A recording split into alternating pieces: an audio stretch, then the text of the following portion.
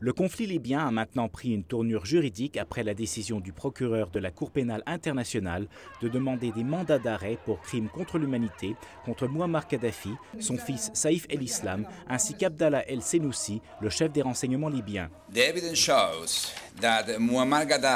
De toute évidence, Mouammar Kadhafi a personnellement ordonné d'attaquer des civils libyens non armés. Luis Moreno Ocampo ne mâche pas ses mots.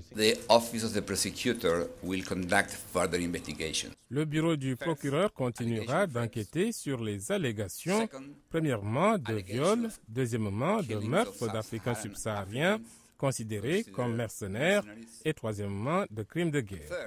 À Benghazi, la capitale rebelle, on se dit généralement satisfait, même si on aimerait en voir davantage. Pourquoi n'ont-ils annoncé que ces 2 ou 3 noms? C'est vrai que Kadhafi, Saïf et Abdallah Senussi sont très importants, mais on aimerait que toute la famille y passe.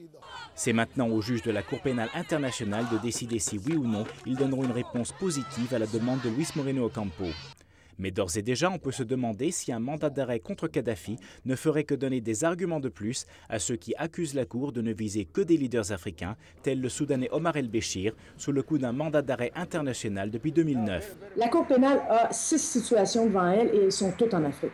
Ça, en matière d'apparence de partialité, c'est très dommageable. Fanny Lafontaine, professeure de droit. Il y a beaucoup d'organisations qui ont travaillé auprès du procureur pour qu'il ouvre des enquêtes formelles dans d'autres pays, notamment en Afghanistan. Nous, ici au Canada, avec Avocats sans frontières, on travaille pour qu'il en ouvre une en Colombie. Donc, il y a beaucoup d'autres pays qui sont l'objet d'enquêtes, mais il n'y a pas encore de situation formelle. Ça, c'est un défi pour le procureur. Il devra, dans les prochaines années, si on veut, affronter ce défi-là. À noter par ailleurs que Washington n'a pas encore officiellement réagi à la requête de Luis Moreno Ocampo. Quoiqu'ayant de facto pris position contre le régime libyen, Washington n'est pas signataire du traité de la CPI et n'a jamais, c'est le moins qu'on puisse dire, déployé les grands moyens pour renforcer la légitimité de celle-ci. Robert Daguillard, La Voix de l'Amérique à Washington.